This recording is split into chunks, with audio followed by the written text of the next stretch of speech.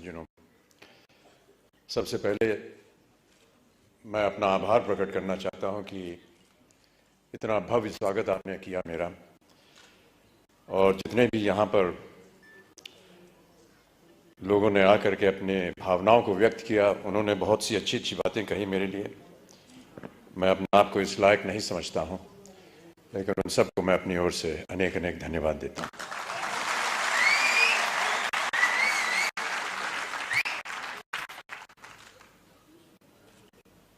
यहाँ पर जब मैं आया तो कार्यक्रम के आरंभ में आपने फूलों से मेरा स्वागत किया,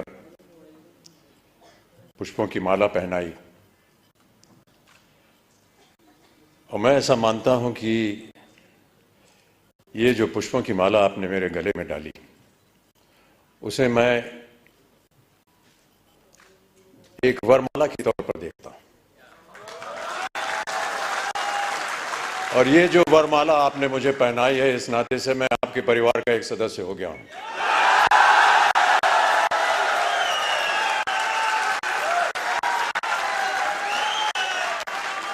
आरसीएम के परिवार अब मेरा परिवार भी है। और जितने भी वादे जिन लोगों को आज यहाँ पुरस्कृत किया गया, और जितने भी यहाँ पर सज्जन पुरुष आए हैं, जितनी भी मेहनत आप कर रहे हैं, मैं ये वादा करता हूं कि उतनी ही मेहनत मैं भी करूंगा,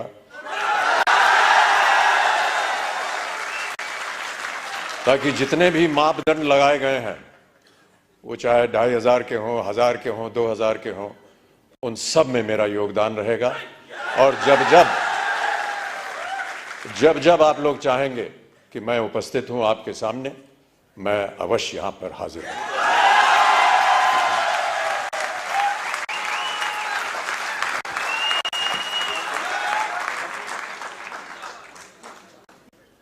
बहुत सारी भूमिका लिख करके मुझे दी गई थी यहां आने से पहले कि इन बातों को लेकर के आप बोलिएगा यहां की जनता को। वो कागज है मेरे पास, लेकिन मुझे लगता है कि वो कागज मनोज जी के लिए बनाया गया था,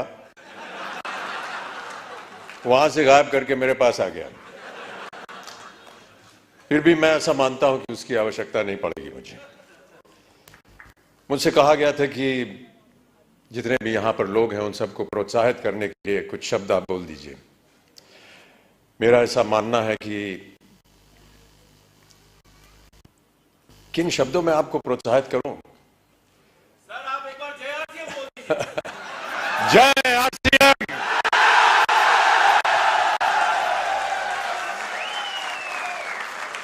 और मैं यही कहने वाला था कि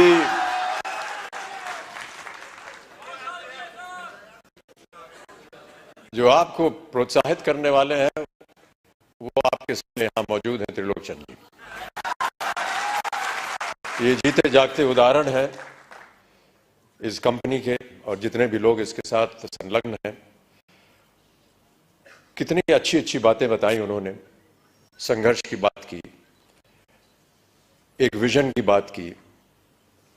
बहुत कम लोग ऐसे होते हैं विश्व में जो दूरदर्शी होते हैं, और मेरी नजर में जो लोग दूरदर्शी होते हैं, उनका सम्मान नहीं करना चाहिए, उन्हें ईश्वर जैसा मानना चाहिए।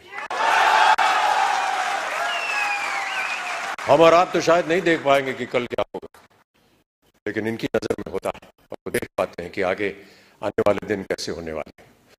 तो इनको एक ईश्वर का दर्जा दिया जाता है। मैं ऐसा मानता हूं कि आप लोगों को एक ईश्वर की तरह त्रिलोचन जी आपके सामने मिले।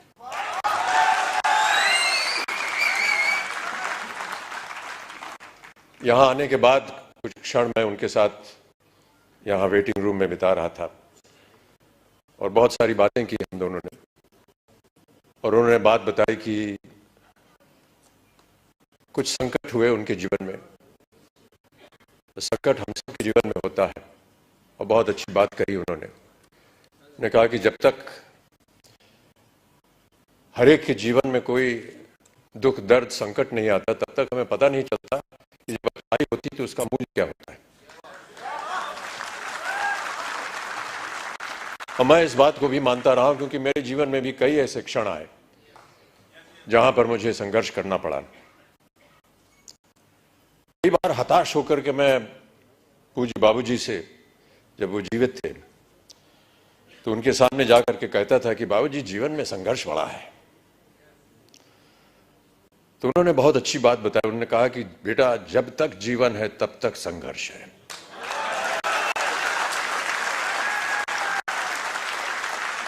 और आप भी मान लीजिए कि आपके जीवन में प्रतिदिन प्रतिक्षण ये संघर्ष रहेगा और आप लोगों को वादा करना पड़ेगा कि ये संघर्ष में आप लगे हैं, आगे भी आगे आप संघर्ष करते जाएंगे ताकि जो भी कार्य आप उठाएं उसमें वो संघर्ष जो है वो नजर आए। जिस दिन लोग आपके संघर्ष को सम्मानित करेंगे उस दिन आपका पदार्थ जो है वो ऊंचाइयों पर पहुंचाएगा।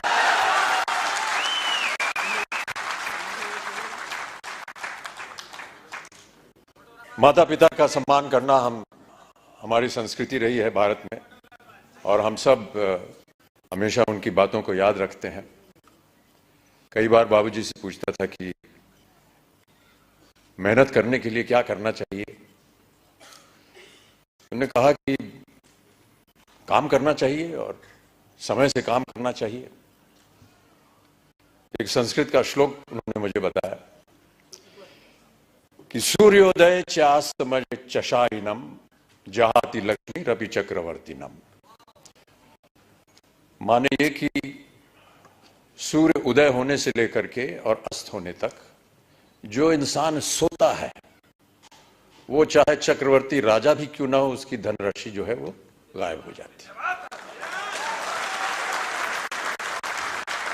तो सूर्य उदय होने से पहले आपको उठना पड़ेगा और न्यूट्री चार्ज को आगे बढ़ाना पड़ेगा।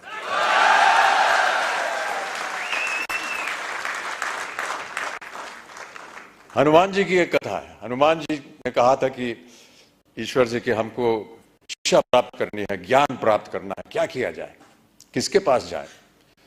उनसे बताया गया कि आप सूर्य के पास जाइए। सूर्य देवता जो है वो ज्ञान का भंडार है, उनके पास आप जाएंगे तो वो आपको ज्ञान दे सकेंगे।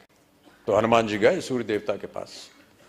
तो सूर्य देवता ने कहा भैया मैं तो चलायमान हूं, चलता रहता हूं, कैसे तुमको शिक्षा दूंगा मैं। तो हनुमान जी ने कहा कि आप ज्ञान मुझे देते जाइए और चलते रहिए, मैं आपके सामने उल्टा होकर के चलूंगा। तो आप चलते रहेंगे, मैं आपके सामने उल्टा होकर के चलता रहूंगा और ज्ञान प्राप्त हो जाएगा मुझे। कहने का तात्पर्य यह है कि सूर्य के आगे आपको चलना पड़ेगा, तभी जाकर के आपको ज्ञान प्राप्त होगा, तभी आपका संघर्ष जो है वो सफल होगा। प्रोत्साहित करने के लिए एक कविता की कुछ पंक्तियां हैं।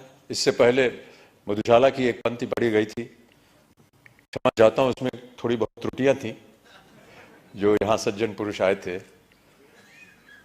उसको मैं दोबारा एक बार सुनाना चाहूंगा आपको कि मदिरालय जाने को घर से, मदिरालय जाने को घर से चलता है पीने वाला, किस पथ से जाऊं असमंजस में है वो भोला भाला, अलग अलग पथ बदलाते सब पर मैं ये बतलाता हूं कि राह पकड़ तू एक चला जल पा जाएगा मधुशाला।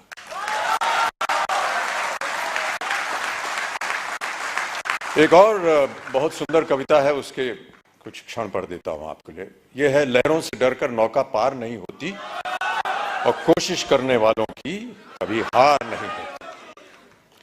नन्ही चींटी जब दाना लेकर चलती है, चढ़ती दीवारों पर 100 बार फिसलती है, मन का विश्वास रगों में साहस भरता है, चढ़कर गिरना गिरकर चढ़ना न अखरता है, आखिर उसकी मेहनत बेकार नहीं होती, कोशिश करने वालों की कभी हार नहीं होती। तो आपकी कोशिशें हमेशा बनी रहें। आपका सहयोग रहा है। जिनको भी आज पुरस्कार दिया गया है उनको मैं अपनी ओर से एक खास बधाई देता हूं और उम्मीद करता हूं कि इसी तरह हर कार्यक्रम में आपके साथ जब मैं आऊं तो और भी लोग पुरस्कार प्राप्त करने के लायक हों और मैं उनके साथ उन्हें पुरस्कार दे सकूं, उन्हें प्रोत्साहित कर सकूं। अंत में जाने से पहले बाबूजी की एक और कविता की कुछ पंक्तियां आपको सुनाना चाहूंगा। इस कविता का शीर्षक है Agnipath.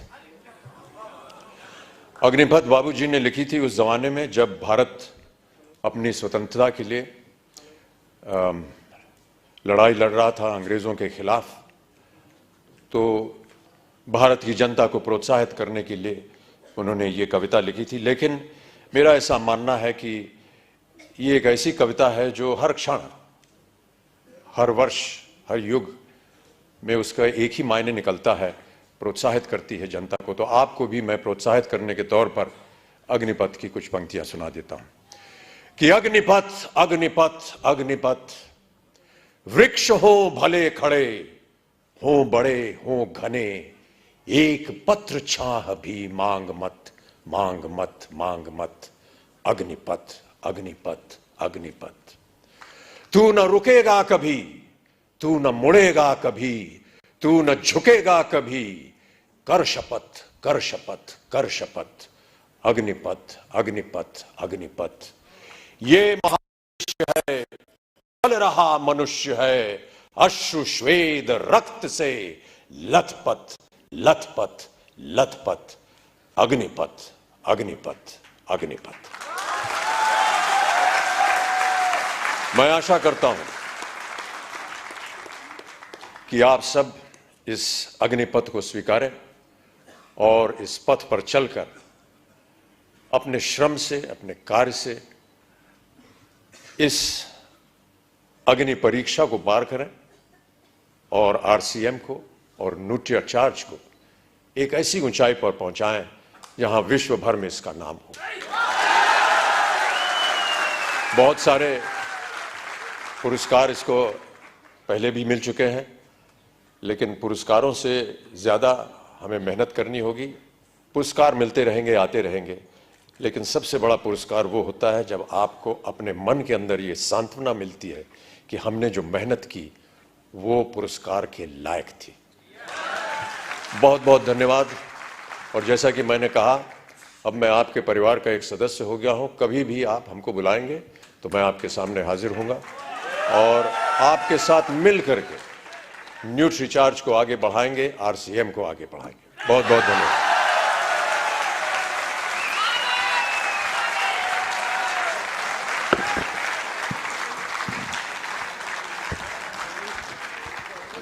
Thank you so much, sir, for those kind words and for gracing this occasion.